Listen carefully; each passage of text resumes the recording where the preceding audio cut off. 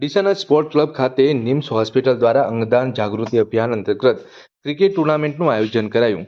ડીસા શહેરમાં સૌપ્રથમવાર અંગદાન જાગૃતિ માટે ડીસાના સ્પોર્ટ ક્લબ ખાતે નિમ્સ હોસ્પિટલ દ્વારા ક્રિકેટનું આયોજન કરવામાં આવ્યું હતું।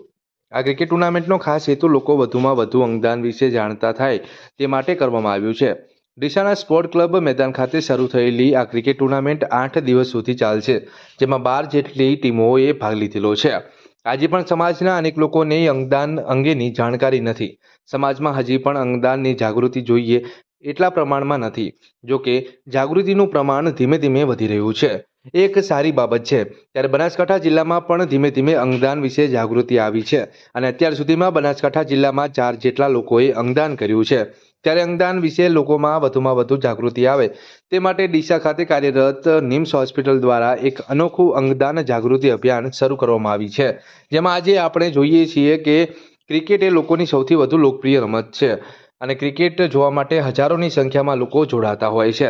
ત્યારે અંગદાન જાગૃતિના અભિયાનને સફળ બનાવવા માટે ડીસાની નિમ્સ હોસ્પિટલ દ્વારા અંગદાન જાગૃતિ ક્રિકેટ ટુર્નામેન્ટનું આયોજન કરવામાં આવ્યું છે। આ ક્રિકેટ ટુર્નામેન્ટમાં ડીસા તાલુકાની 12 જેટલી ટીમોએ ભાગ લીધો હતો, જેમાં આજે અંગદાન જાગૃતિના અભિયાનને સફળ બનાવવા દાદા દિલીપભાઈ દેશમુખના વરદ હસ્તે ક્રિકેટ ટુર્નામેન્ટ શરૂ કરવામાં આવી હતી। આજથી શરૂ થયેલી આ ક્રિકેટ ટુર્નામેન્ટ તમામ મહાનુભાવોમાં અંગદાન જાગૃતિ પર પ્રવચન પૂરું પાડવામાં આવ્યું હતું, જે બાદ અહીં હાજર તમામ લોકોને અંગદાન એ જીવનદાન સૂત્ર સાથે સંકલ્પ લેવડાવવામાં આવ્યો હતો।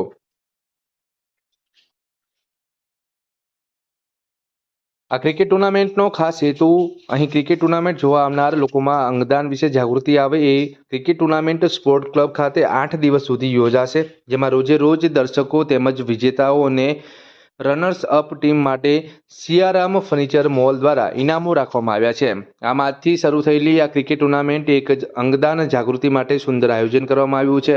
આજે યોજાયેલ કાર્યક્રમમાં સફળ બનાવવા માટે જિલ્લા ભાજપ પ્રમુખ કીર્તિસિંહ વાઘેલા, ડીસાના પૂર્વ ધારાસભ્ય અને ડીસા માર્કેટયાર્ડના ચેરમેન ગોવાભાઈ દેસાઈ, ડીસાના પૂર્વ ધારાસભ્ય શશિકાંતભાઈ પંડ્યા, ડીસા નગરપાલિકા પ્રમુખ સંગીતાબેન દવે, ડીસા સ્પોર્ટ ક્લબ પ્રમુખ અશોકભાઈ જોશી સહિતના આગેવાનો મોટી સંખ્યામાં ઉપસ્થિત રહ્યા હતા।